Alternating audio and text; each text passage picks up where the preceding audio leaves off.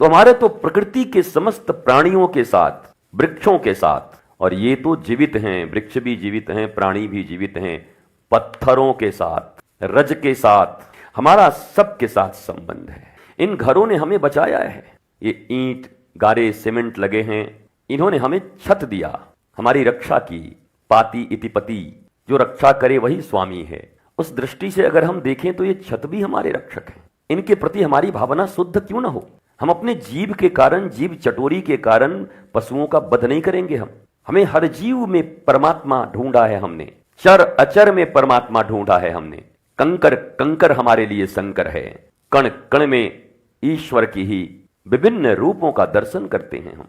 रे बिजली विभाग के मंत्री से परिचय हो जाए तो चरण में गिर जाएंगे जाके जूता पकड़ के कि मंत्री जी आशीर्वाद दीजिए, जबकि बिजली मंत्री जी नहीं बनाते। अगर प्रकृति अपने सारे चीजों को छुपा ले, जल छुपा ले, हवा छुपा ले, तो बिजली बनेगी कैसे? कौन बनाएगा? ये प्रकाश जितने भी देखते हो सब सूर्य के हैं। सूर्य की एनर्जी को कन्वर्ट करके ही सब कुछ बनाया गया है। तो भला जिसने इस अंधेरे जगत में प्रकाश दे दिया, उन्हें हम ईश्वर, उन्हें हम भगवान, उन्हें हम देवता क्यों न माने? भावना से ही तो सब कुछ जुड़ा है। माता पिता को कोई कह सकता है, ए हमारे माता पिता, इसको हम प्रणाम करें? ए शादी विवाह करके अपनी मस्ती में जीने के लिए हमको जन्म दे दिया बिना मतलब का। ये भी भावना है। और एक भावना है जननी, मेरी माँ, जिन्होंने मुझे गर्भ में रखकर 9 महीने तक जन्म दिया है, अपनी छाती की दूध पिलाई, जिन्होंने मुझे पाला है, पोसा है, संचित किया है। अरे प्राण ही उनके दिए हुए हैं। तो एक भावना माँ के प्रति हमारी ऐसी है, और एक भावना तो मशीन भी समझ सकते हैं, बच्चा पैदा करने की मशीन है ये सब। तो बस यही लड़ाई है। एक तरफ ऐसे लोग खड़े हैं जिनमें मानवीय संवेदनाओं का अभाव है। विज्ञान के नाम पर, मजे की बात ये देखो, वो विज्ञान के नाम पर मानवीय संवेदना, आस्था, विश्वास, संस्कृति, संस्कार का खंडन कर रहे हैं। ये सब कुछ नहीं, विज्ञान सब कुछ है। विज्ञान है क्या? वो आजकल रील चलती है ना, कभी कभी उसमें को लगे आखिर कहना क्या चाहते हो। रील देखते देखते उसमें आता है कोई आखिर कहना क्या चाहते हो। वो मुझे भी कभी कभी लगता है आखिर ये विज्ञान है क्या इन लोगों का? यही तो विज्ञान है।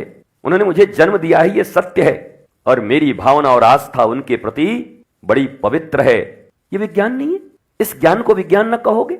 इसलिए तथाकथित अज्ञानी लोग, मुझे लगता है जो सच्चा विज्ञान पढ़ा हुआ व्यक्ति हो वो कभी नहीं कर सकता, कभी किसी आस्था पर, कभी किसी परंपरा पर चोट नहीं कर सकता। हाँ, जहां कुछ जिसे लोग अंधविश्वास शब्द कहते हैं, जहां कुछ मान्यताएं ऐसी हैं जिनका कोई प्रामाणिकता नहीं है, लोगों को दुख दे रहे हैं, खुद को भी दुख दे रहे हैं, उनका विरोध करो, प्रतिरोध करो, हटाओ उनको।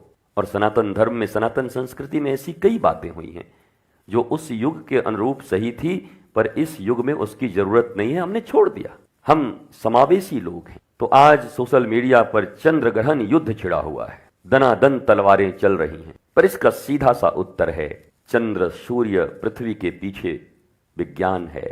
और चंद्र, सूर्य और पृथ्वी अर्थात जल, वायु, मिट्टी, हवा, आकाश, ये पंच तत्व का बना हमारा शरीर है, ये विज्ञान है। इतना जानते हो तो, कि अभी तक नहीं जान पाए हो कि पकौड़ा, कचौड़ा और रबड़ी से मिला हुआ है ये शरीर। ये पंच तत्व का शरीर है, ये विज्ञान ही तो है। रामायण में लिख दिया पंच रचित यह अधम शरीरा, तो पाखंड हो गया। और विज्ञान इसको सिद्ध कर दे कि इसमें जल है, वायु है, आकाश है, मिट्टी है, तो ये विज्ञान हो गया। रामायण में आते ही वो पाखंड हो गया, और एंड्रू फोंड्री कोंड्रिया किसी ने लिख दिया उसको, तो विज्ञान हो गया। कमाल है। नाम बदलने से विज्ञान और पाखंड दो हो गया। मुझे कभी कभी लगता है, पहले मैं जब टीवी पर बैठा करता था, डिबेट किया करता था, तो भिड़ंत होती थी और अंत में मानते थे लोग, कहते थे आपका बड़ा वैज्ञानिक अवधारणा है। कभी कभी लगता है इन लोगों को बिठाऊं एक साथ और एक बार फैसला ही हो जाए पहले कि धर्म क्या, ज्ञान क्या, विज्ञान क्या, खगोल क्या, भूगोल क्या, इतिहास क्या, ये सब। तो चंद्र ग्रहण, सूर्य ग्रहण, ये खगोलीय घटनाएं हैं। इन घटनाओं का शरीर पर क्या असर है, नहीं है, क्या ये तुम जानते हो? पता है चंद्रमा से मन का क्या संबंध है? मानसिक रोग में चंद्रमा का क्या रोल है?